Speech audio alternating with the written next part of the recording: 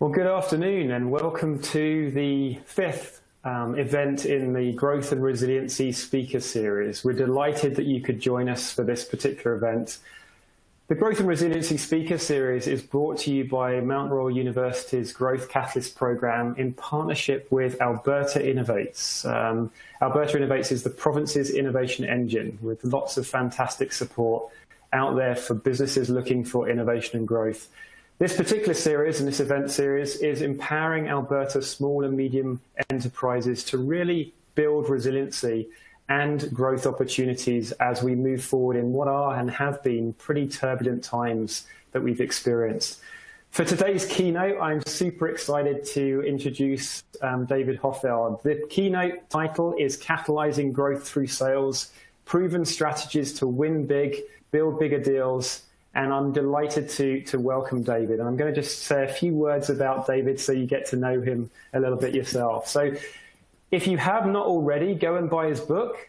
If you've got it in front of you, he's the best-selling author of The Science of Selling, and also the CEO and chief sales trainer for the Hoffeld Group.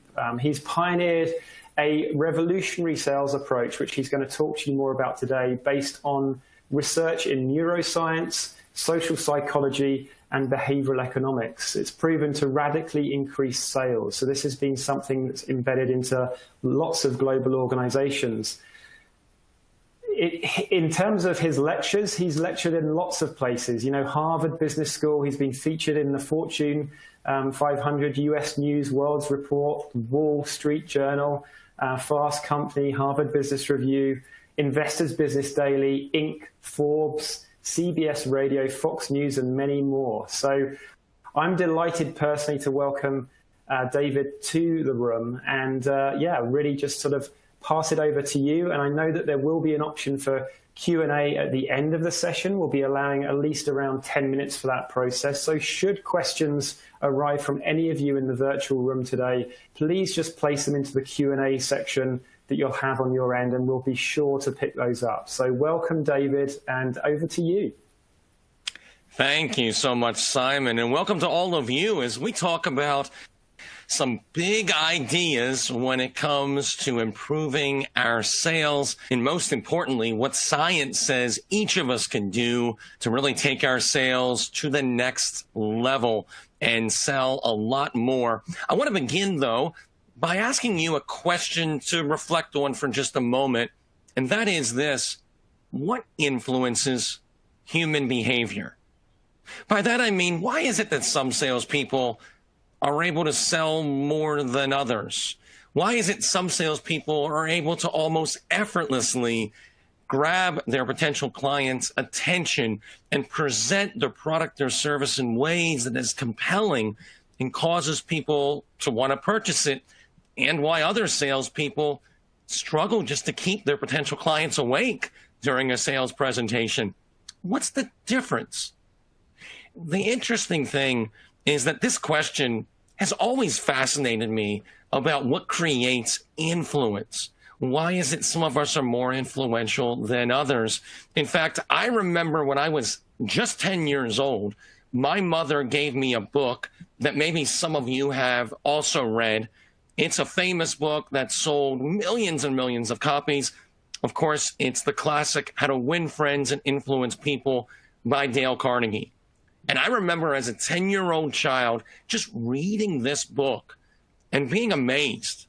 It was almost like I was learning how a magician's trick worked, right? How influence could be predictable. And Carnegie talked about some very simple, very basic strategies, but I was enamored as a 10-year-old child how you could do something and predictably influence another person.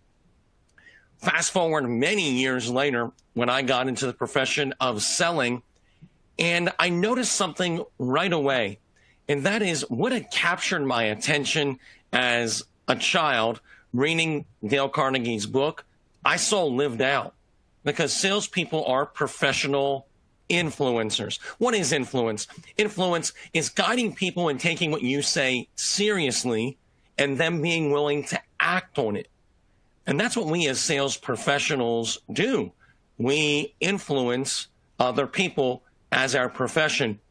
And so as I began to get into sales as a career, I had graduated just before I got into sales with a master's degree. And so I began to look for resources that were evidence-based. And in sales at that time, anyway, there wasn't any, at least any I could find. And so I began, just out of desperation, wanting to get better and know the best way to sell, I began to leverage some of the research I had encountered when completing my master's degree. And I began to read scientific journals, an odd hobby for a salesperson, that described how influence occurs. And then I would apply that to selling. And I got such results from it personally. I mean, just rising to the top of every sales force I was a part of. And then I got promoted, and I would train others in the organization, and they began to achieve some astounding success by leveraging science. And then it was back in 2016, as Simon was kind enough to mention, that my book, The Science of Selling, was published by Penguin Random House, where we cite hundreds of scientific journals, and we talk about how science can predictably help us sell more. And that's what I want to talk to you about today, giving you some actionable strategies you can use this afternoon to be more effective. And the great thing about where we are right now in the world of sales is you and I don't have to guess anymore what creates sales success, why some people sell more than others. We don't have to try to guess our way to success or go through this trial and error, and that's extremely expensive. Today, we can leverage something better. We can literally leverage science. And when I say science, I know that term is thrown around so much in the profession of sales very haphazardly, but I literally mean science.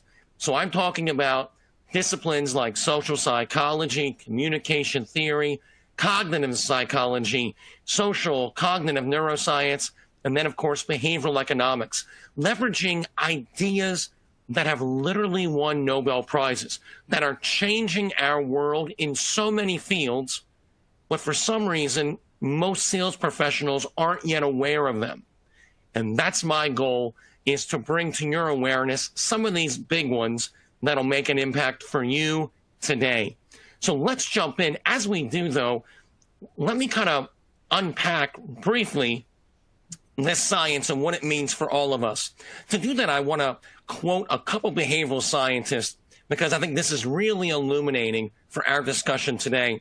These three researchers wrote this: for well over 50 years, researchers have been applying a vigorous scientific approach to the question of which messages or sales presentations or sales approaches, we could say, most successfully lead people to concede, comply, or change. As a consequence, the study of persuasion, or we can replace that word with sales, no longer exists only as an ethereal art. It is now a science that can reproduce its results. What is more, and most importantly for us, whoever engages in the scientific process can reproduce its results. So what does this say? This illuminates a truth that I and thousands of others have encountered who have leveraged science, and that is this: no longer does sales have to be this art that some of us have and some of us don't. Because it's a science, all of us can get better at selling, regardless of where you are today. We can all get better when we leverage this science. We can predictably improve sales results. So it's a message of hope. It's a message that we don't have to guess anymore, that all of us can get to the next level when we tap into this science. So let's talk about that real quickly. This science-based selling gives us a key differentiator that I'm seeing today. In the last 5 years, this has been the case, but especially in the last year or two, even more so. And that is, what you sell matters, your product or service, but how you sell matters just as much. I'll give you an example. I have clients, large clients, that are in industries that sell literally the same products and services as their competitors. The difference is minor, but they dominate. Why? how they sell. They're able to guide their potential clients through the buying process and help them make a confident buying decision they feel good about. And today, with so much product and service parity in the marketplace and new competitors entering the market all the time, this is becoming the major differentiator, how you sell. And that's what science-based selling does. It allows you to truly align how you're selling with how people buy. And this isn't something you do to someone. It's something you do with and for them, meaning potential clients love it because you're helping them make a buying decision. And the last thing they want to do is make a decision they're not going to feel good about, right? And so the way we sell heavily influences whether or not they'll buy. So let's dive in and look at this important question of how does the brain make a buying decision? Let's jump right in. So I'm going to show you kind of a graphic that'll explain it. Hang with me. We're going to unpack this and make it really actionable for you. So here's what the research shows over the last 50 years. It points us to this. Our brains make a decision to purchase any product or service via two routes of influence or ways of influence. The first one is what's called the peripheral route of influence, right? This is things that are peripheral to a message. They are automatic and involuntary. They shape perception heavily. And this is things like, do I trust the person I'm talking to? If I don't trust him or her, someone that's selling to me, I'm not going to take anything they say that seriously. I'm going to perceive it in a skewed way, and I'm not going to buy, right?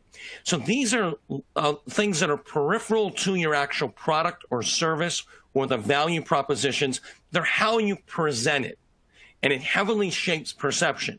And the good news is scientists have cataloged what influence into this peripheral route.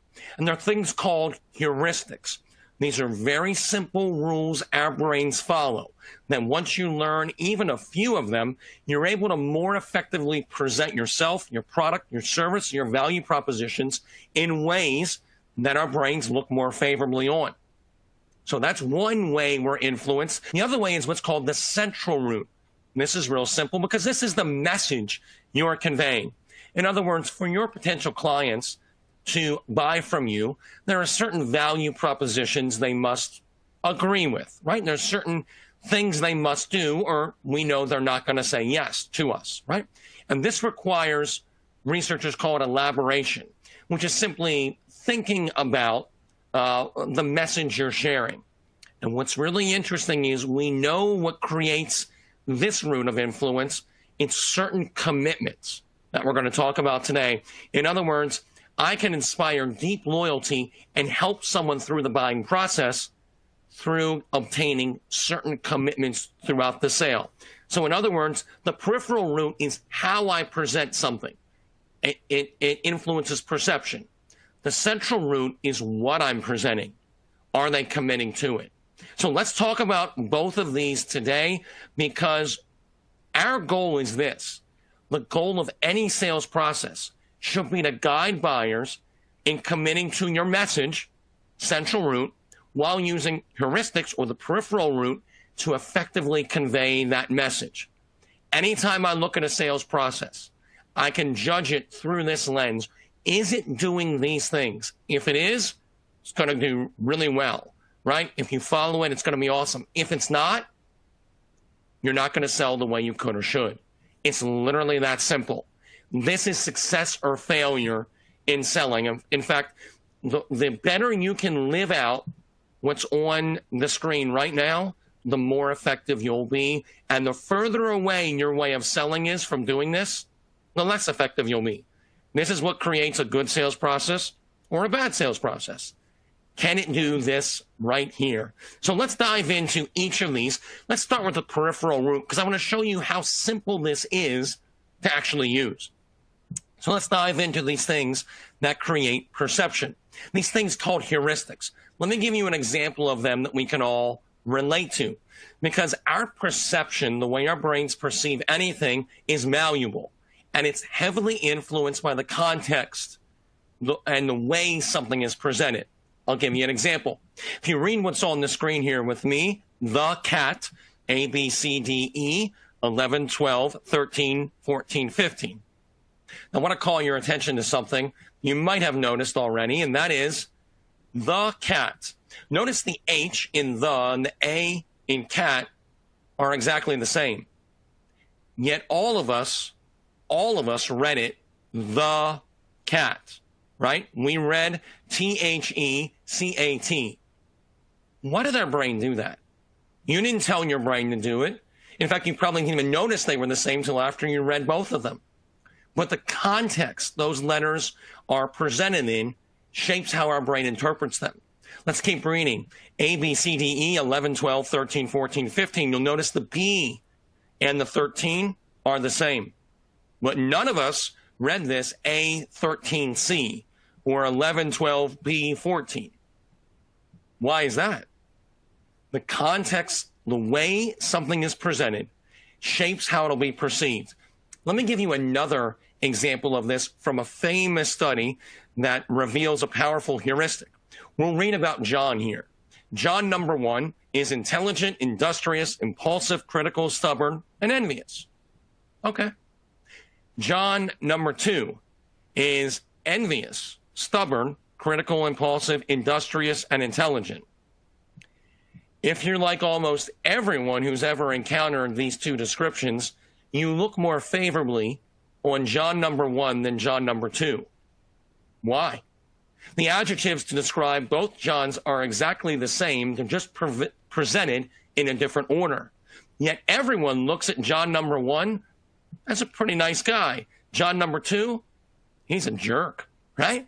Why is that? Why is the order adjectives are presented shapes how we perceive what's being presented? That can best be explained by these things called heuristics. So let's go into some. Heuristics are powerful to say the least. For instance, in 2002, a Nobel Prize was given out to this gentleman, Daniel Kahneman, and a number of others since then for uncovering a number of these heuristics.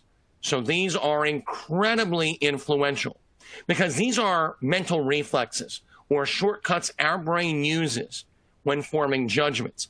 It's how our brains create certainty. We need to be able to make rapid judgments to survive in life. And so our brain uses these rules that are almost innate within us. No one teaches us this. It just is how our brains are wired to work. This is also what makes us predictably irrational. Sure, you've all heard that human beings are irrational, which is true. We do a lot of irrational things.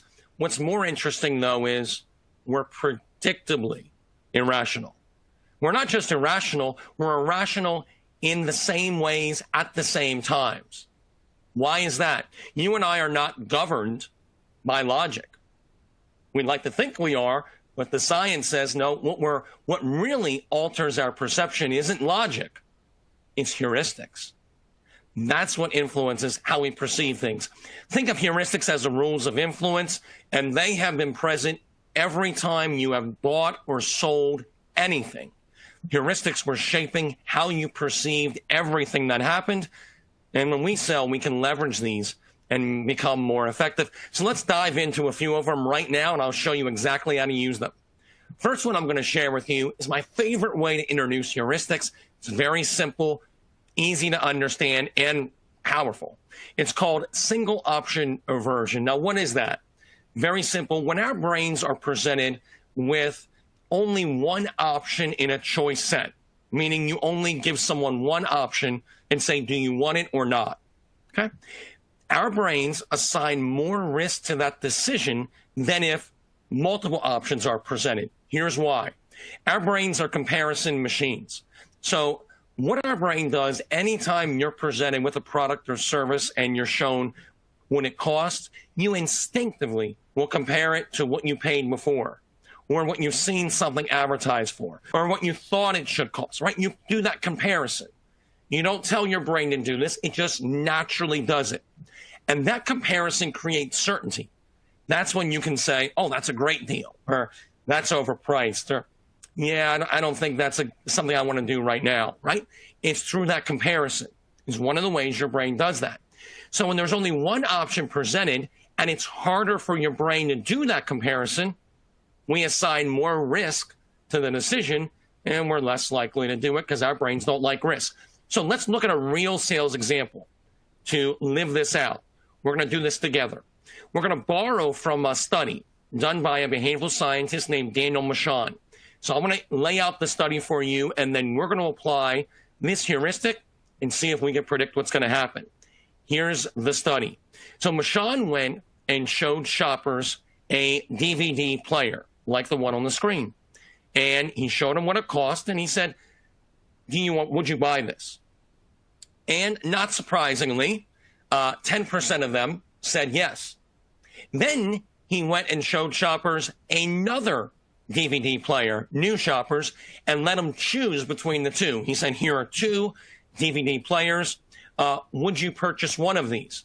He wanted to see if buying behavior would go up, go down, or stay the same. So I want you to think about this. Taking single option aversion and applying it to this sales scenario, do you think sales would go up when Mashon adds a second option, go down, or would they stay the same? When I ask this question in groups when I do training, everyone shouts out, they're going up. And of course, if you said that, you were right. When only one option was shown, as I mentioned, 10% of the buyers said yes. When two options were shown, 66% of shoppers chose at least one. 34% chose the original DVD player. 32% chose the second option. In total, we had a buying behavior increased by over 500% by just adding another option for people to choose. That is the power of heuristics. I have had clients do this all over the world who are only showing one option. Now they'll show two or even an add-on. It doesn't have to be a competing option. It can be just, here's an add-on. Because when our brains compare the two and we select a winner, this is better than that. For me, that de-risk the situation, and then we're much more likely to say yes to the buying decision. That is one simple heuristic, but we're just getting started because I want to show you a few more in rapid fire. Let me talk to you about my favorite heuristic. It's called social proof. What is social proof? Let me explain it like this.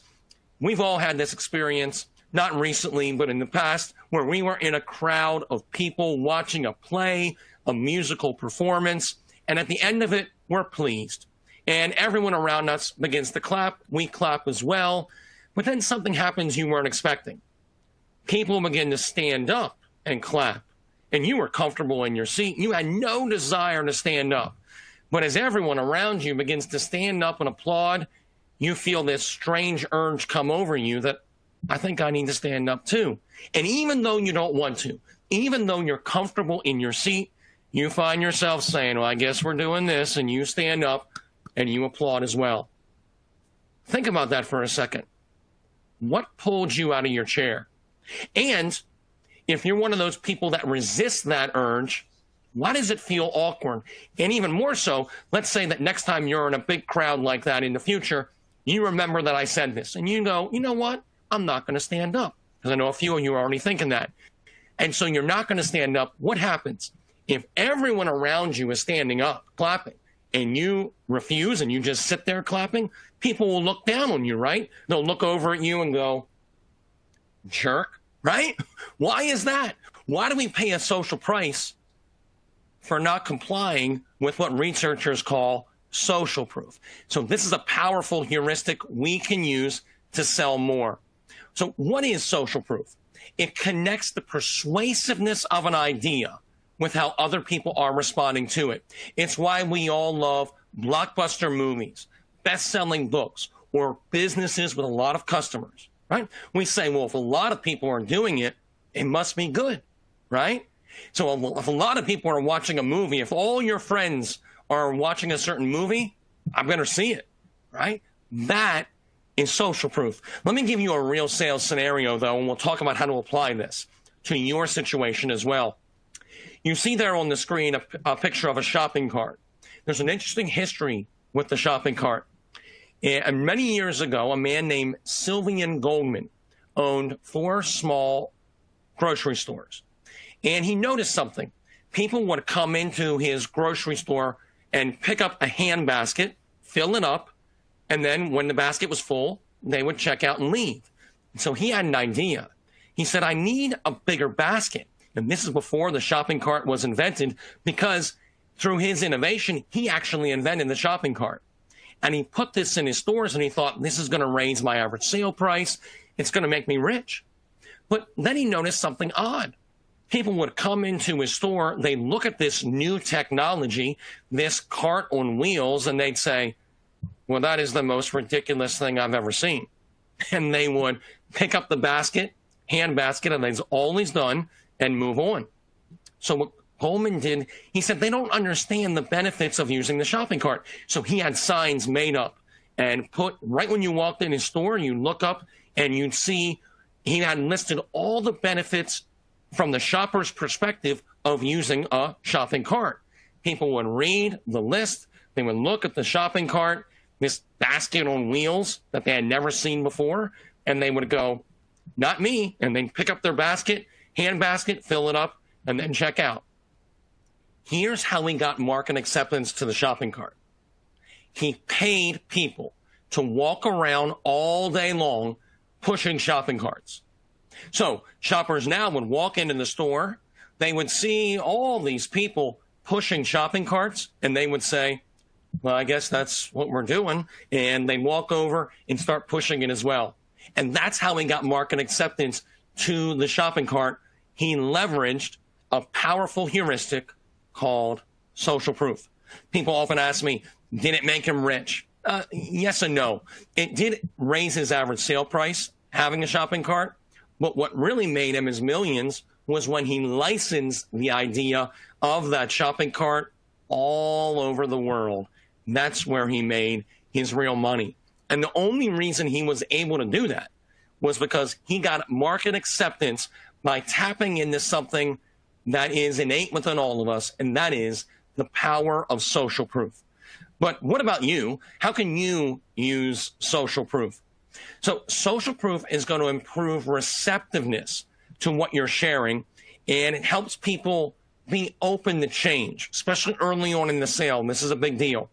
And similarity amplifies the persuasive impact of social proof, meaning when you can show your potential clients, your buyers, how others like them have acted, is very persuasive. We're more persuaded by those who are like us than by those who aren't. So a number of ways you can use social proof. Using client stories is a really effective way to show people what others like them have experienced with your product or product or service. You can also use engaging case studies and even statements like what others like them are doing. Things as simple as our most popular option is, or what many people in your situation, what they'll often do is, or a common question a lot of people have when they're kind of looking at our product is, right? So frame your statements of value, where you want people to go, the nudges, frame it with social proof. And you'll find receptiveness will go to a whole new level. There's one more heuristic that I want to share with you. And this one, unlike the first two, is one I don't want you to do, because it is the #1 killer of influence I know. When I learned about it through my research, I'm like, oh, if only I would have known about this years ago, I would have sold quite a bit more. And here's what it's called: reactance. Let me explain reactance by kind of talking about what's on the screen in front of you, and that is this. When you walk past a sign that says, don't touch wet paint, be honest, what do you want to do? You want to touch the wet paint, right? I have asked that question to some big company CEOs, and they say the same thing. They're like, I want to touch the wet paint. Why is that? Let's stop for a second and think about that. If you touch wet paint, what do you get? Well, you get wet paint, right? Now you got to wash your hands before it gets on the paint gets on your clothes, right? The outcome from touching wet paint is negative.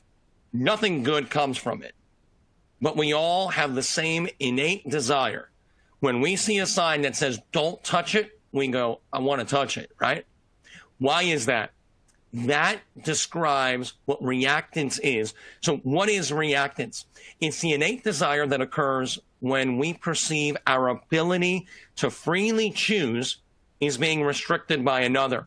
This is why people, when they feel pressured by a salesperson, they push back. They say, I hate being pressured. And none of us want to be a high-pressure salesperson. So what are we really saying there?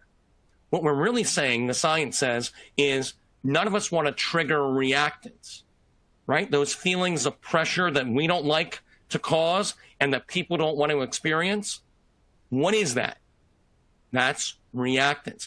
Reactance kills influence. Why is that?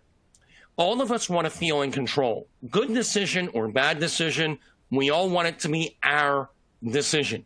And when someone is pushing us to do something, we instinctively, that triggers reactance, and we instinctively want to push back. Even more concerning is when you trigger reactance when you're selling, it blinds potential clients. In other words, you could be creating a strong business case for them to move forward with your product or service. But if you trigger reactance, all they see is reactance, and they'll react to that, not the good business case that you've developed. So people reject, this happens all the time in sales, a product or service or an idea, not because it's not in their best interest, but because reactance was triggered. Now, here's the good news. We know what reactance is. We also know how to neutralize it. Now, the problem in sales is we haven't known what this was because most training doesn't reference any of this science at all. It just says, don't, create high pressure on people, whatever that means, right? So now we know urgency is often good, and we want to create that to help people move forward on what they need to do, right? Urgency isn't bad, reactance is. And reactance and urgency are two different things. So how do you reduce reactance? How do you make sure this never causes you to lose sales? Here's how. One study where researchers looked at reactance, because we've known in behavioral science community for decades that reactance kills influence. So there's been many studies on how to neutralize it. Some researchers a couple years ago took their research assistants to the local mall, and they had them pretend to be panhandlers, like you see on the screen, and they would ask people who walked by for money. And after they had done it for a while and had a predictable closing rate, they then had their assistants intentionally reduce reactance by letting people know it was entirely up to them whether or not they gave. What they found was buying behavior or giving went up by over 400%. Now, I've been teaching companies and salespeople around the world how to neutralize reactance for many years. Do sales always go up 400%? No. But they always increase. Every single time. Reactance kills sales. It kills influence. When you neutralize it, sales always go up. You always become more effective. Well, how do you neutralize it? Let me give you some exact phrases you can use right now. You can say things after you make a strong request. Of course, it's up to you, right? Remember, urgency and reactance are two different things, right? Reactance is the feelings that you, salesperson, are pressuring me, buyer, to do something. Urgency is the business case. They're two different things. So you're not letting people off the hook. You're just getting out of the way. So now instead of seeing you pushing them, they can feel the request and the business reason to move forward. You can also say things like, it's your choice. Let me give you a real example of a client and the situation and how they neutralized reactance and improved their sales significantly.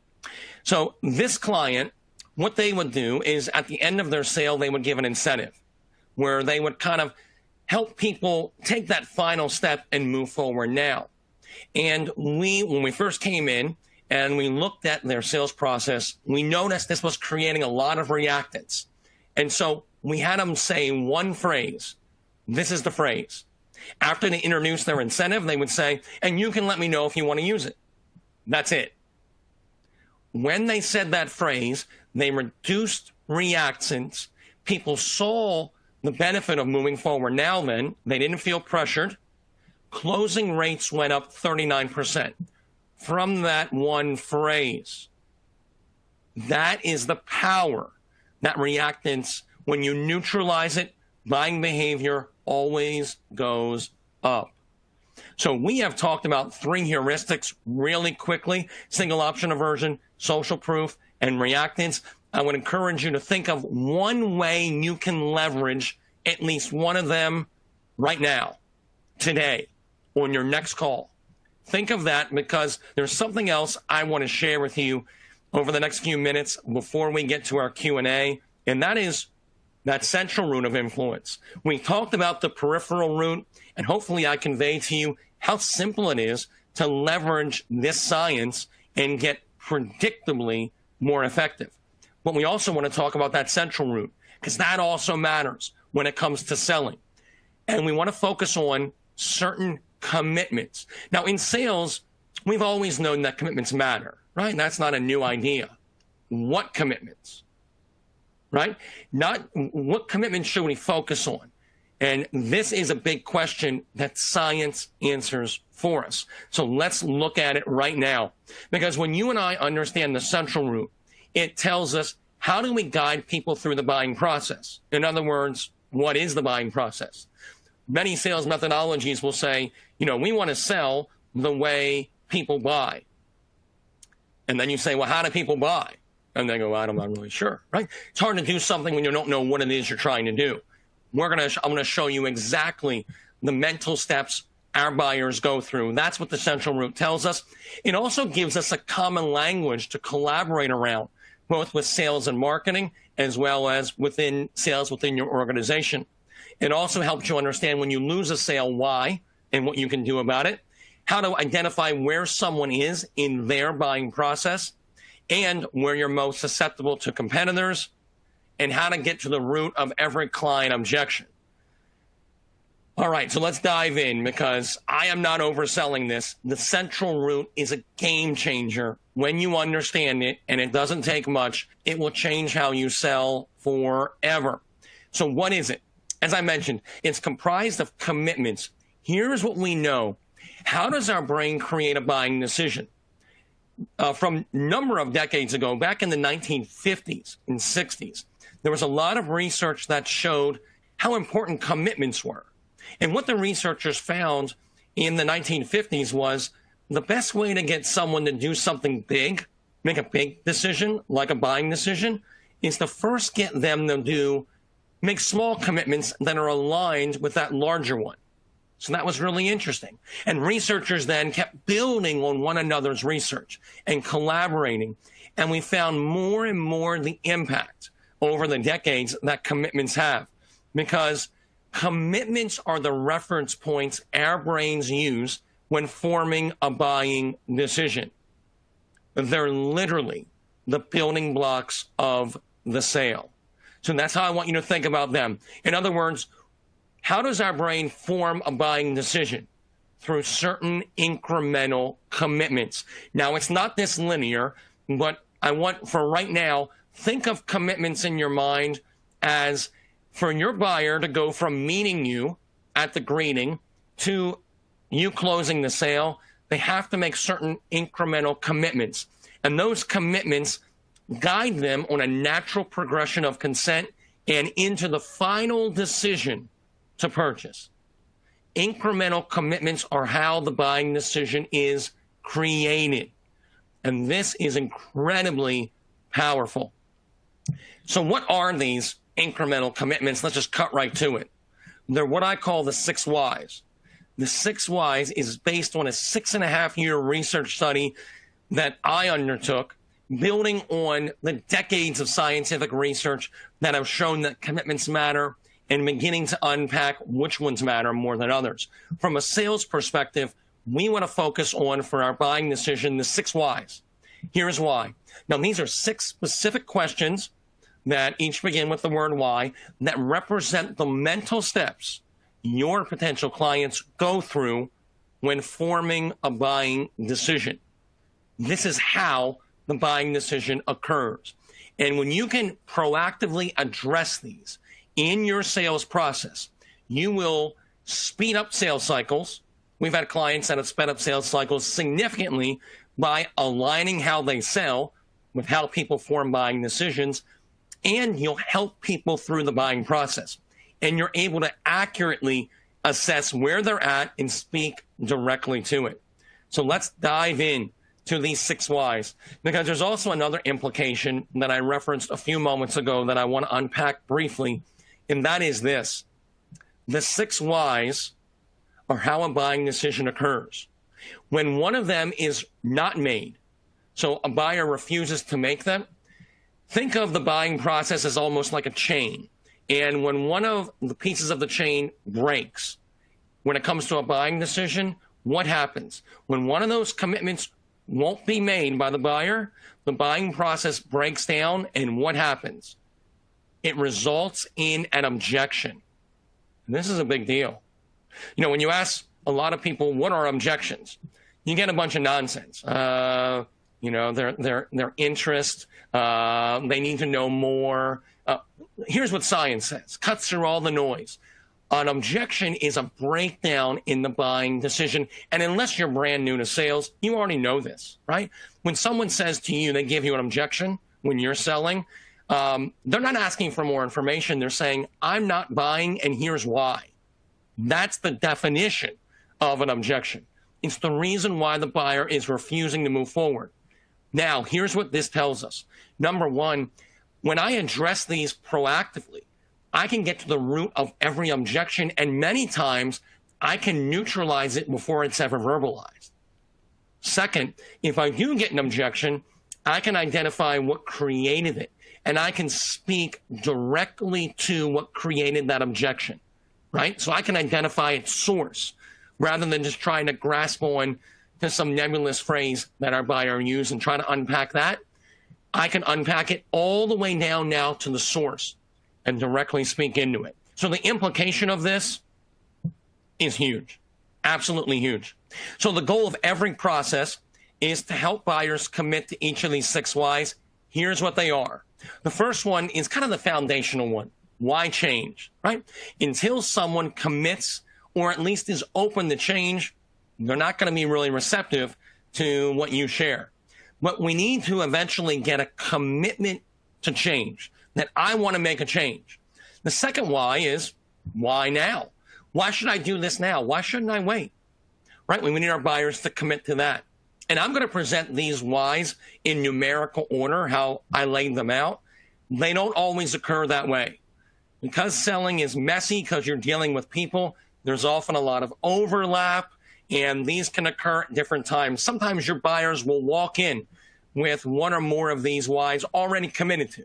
And you can identify that and focus on the ones yet they haven't committed to, because once they commit to all 6, if you're talking to a buyer who has the means and authority to purchase from you, they will.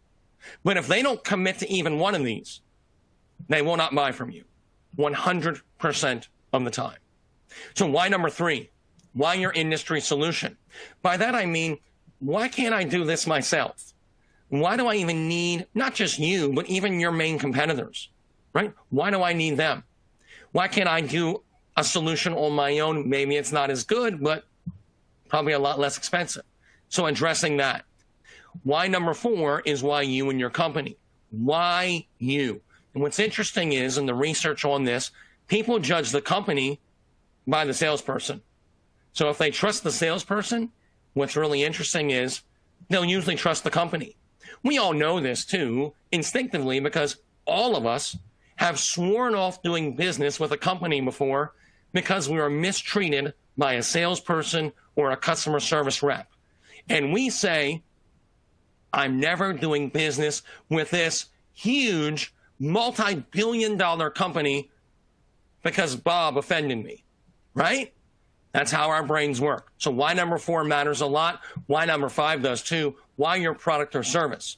So I know I need to make a change. I know I need to do something now.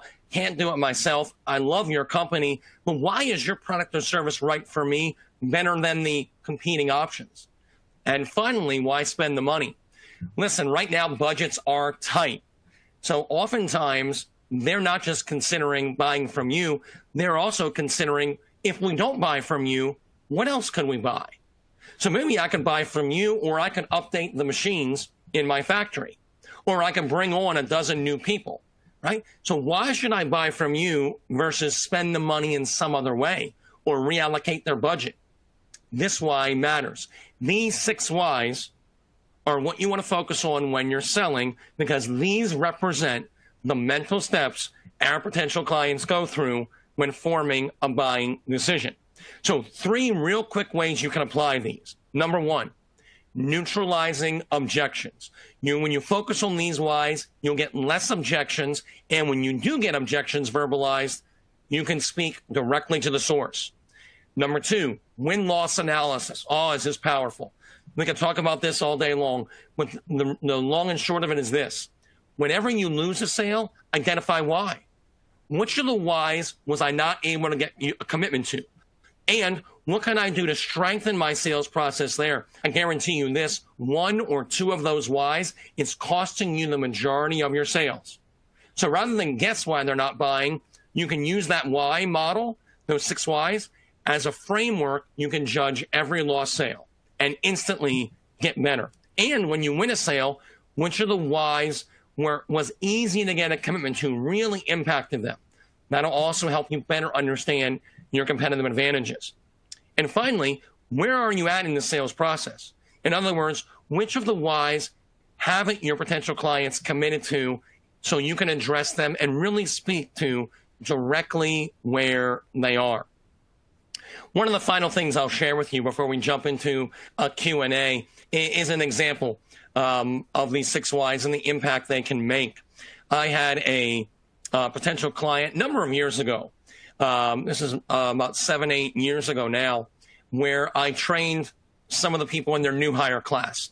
And one of the gentlemen in the class was named John. Not a picture of him, but it's close enough for our discussion today. And John went through and really got good at focusing on and asking for these commitments during the sale. And John comes out of the gate, and his first 9 months, I mean, he's doing phenomenal, building a great book of business, closing a lot of deals. And then towards the end of his first year, he goes into a little bit of a slump. Not a terrible slump, but a slump nevertheless. And they have me come and talk to him. And so in our first coaching session, you can probably guess what I had him focus on. I asked about his commitments. And I had him demonstrate parts of the sales process to me. And it became clear to both of us that over time, he had just begun neglecting focusing on 2 of those 6 whys that he used to focus on. But over time, his sales process kind of morphed, and he hadn't been focusing on them. So we addressed that. I had him focus on putting those back in, and we practiced that a little bit. And this is all in about an hour. And then I had him practice it for a couple days on his own. We met again, and just to review, everything looked good. Here's what happened. John's sales pretty quickly went right back up to where they were, and then even went a little further. I asked him, I met with him after all this had happened. And I asked him, what was it like if you reflect on when you were focusing on all of the 6 whys versus when you weren't? What was the difference, in your interactions with buyers? And here's what he said to me.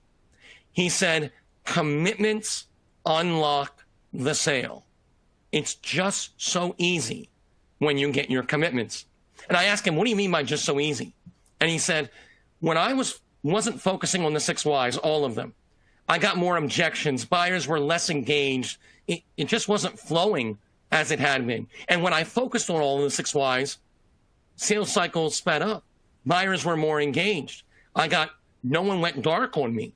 I got less objections, and if I got them, they were weaker. They were easier to overcome. It just got a lot easier when I focused on my commitments. And that is what you'll experience as well. So my final thought for you is this. The closer your way of selling is aligned with how the brain makes a buying decision, that peripheral route with those heuristics and central route with the 6 whys, the more successful you'll be. This cuts through all the noise in sales. This is success or failure. And I know we've covered a lot of things really quickly, but hopefully now you have walked away with some action items you can use to compare your sales process to those 6 whys and look for ways to get stronger and to begin leveraging those heuristics to more effectively present yourself, your company, and your product or service. So with that, as we jump into the Q&A, I'll say if you want more information on any of this, check out my book, The Science of Selling, available anywhere fine books are sold, and also connect with us. We have a lot of great resources on our website. We're on Twitter, LinkedIn, and YouTube. Check all that out. But with that, Simon, let me bring you back in, see if there are any questions that I can answer. Thanks a lot, David. Hugely informative and really practical steps that people can take. So thank you for that tactical exposure to sales and the success of sales. We have had questions come through. So one in particular is around the psychology-based sales approach. And some people might view this as being manipulative in some regards. So in today's world where, there's a growing sensitivity around ethics, social responsibility, and good governance, how do you make sure you overcome that if you're using these sort of psychological sales approaches? Yeah, let's talk about that, because I have a book coming out later this year, and I have a whole chapter on sales ethics, and it's an important question. I want to answer the question, but first thing I want to do is call attention to what's inspiring it. I get this question a lot, and it's an important one. What I've also noticed, though, when I talk to other sales trainers, they don't get it. Now, stop and think about that. How many sales trainings have all of our listeners been in where this question's come up, where the ideas are so powerful that people say, could these be used to harm people? I've never heard it in any other sales training. I want to highlight that because that's the power of science. Now, it's a good question, so let me address it. First of all, we want to have a rule that we don't want to try to sell something to someone that is not in their best interest. Regardless of the way we sell, anytime we're trying to do something that is not in their best interest, that's manipulation. That's no longer influence. So influence, everyone wins, right? You win as a seller, the buyer wins too. So that means ethically, there will be times that you might want to inject from a sale when you're like, what I have, maybe I can sell it to you, but it's really not in your best interest to buy it. So having that. Second thing I'll share is that this way it keeps you, also helps protect you from manipulation. Why? Because it is buyer-centric. You are hyper-focused on your buyer. In other words, you're not selling the way you want to be sold to or the way the person down the hall sells. You're literally looking at where is the buyer in the buying journey, what does he or she need or they need to make a good decision they're going to feel good about. So the science-backed way of selling is the least manipulative. In fact, there's no manipulation it should be at all, because I do what's in their best interest, and I'm solely focused on them. So I'm speaking to exactly what matters. So yes, it is powerful, but if you embrace it and you operate with the general rule that if it's not in their best interest, I'm not selling it, you're going to be in great shape. And you're really going to be able to speak to what matters most to them. And that's what that science-backed approach gives us. It gives us that insight so we can be hyper-focused on the buyer instead of us, what we would want as a seller. Fantastic. Thank you, David, for addressing that question. Another question I have, which relates to both businesses that are online with us today who sell online, so they use e-commerce for a big proportion of their selling process, but also given that the pandemic, COVID, we've had a lot of challenge with that, where a lot more businesses have gone online. But when you talk about sort of notions or concepts around reactance as an example, how can a business, if they're selling online, try to counteract reactance compared to when it's in person?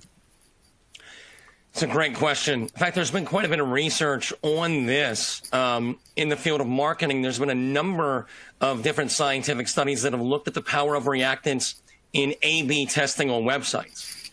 And here's what they found. in most of the studies I've looked at, there's been nothing that has create click-through rates when you look at A/B testing, getting people to progress on a website, as much as reducing reactance.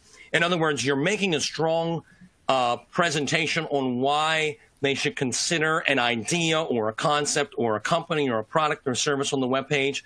And then when they test, if we create a button that is focused on reducing reactance by letting people know it's their choice, whether they move forward versus not, what that does is it really allows the business case you made to really shine, and not that you're pushing them to do something.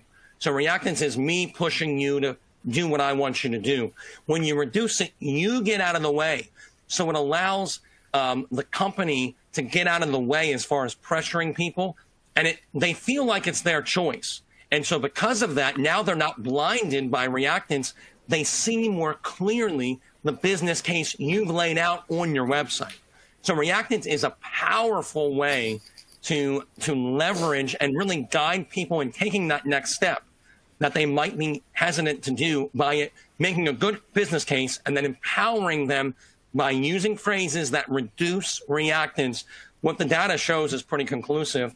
In the A/B testing, click-through rates increase. Nothing matches reducing reactance. Fantastic. And one last question, because I know we've got a sort of minute or two left. Thinking about, obviously, we just talked about the context of, say, e-commerce, so online trading, but there's also this context of some people on today's virtual webinar around working in the charitable sector. So obviously, when we're working in the charitable sector, we're working with fundraising. And so sales is different in that context. You know, we have to be sensitive to that. What would you say is different about the approaches you bring, or how do you influence donors in that context to give to the cause that you're proposing? Yeah, there's a number of great things you can do here. I think the heuristics I laid out were also key, and the 6 whys apply. So I think 2 real quick takeaways. Number 1, I mentioned about social proof, leveraging social proof. A lot of nonprofits and a lot of times fundraising events use social proof against themselves. And I know we've all seen this in appeal letters where they'll say things like, you know, it's really tough out there. We're all alone. We're trying. We could sure use your help, right? No one wants to buy a ticket to the Titanic, right? So we want to talk about how the good we're doing and leverage what a lot of people are doing towards this cause. People want to join something that's moving forward. So I think, number 1, leverage social proof. Number 2, something I didn't talk about, but there's a lot of great science on this, especially for those who are doing fundraising, and that is it's great to present data. And what the science says is you want to also use a lot of narratives.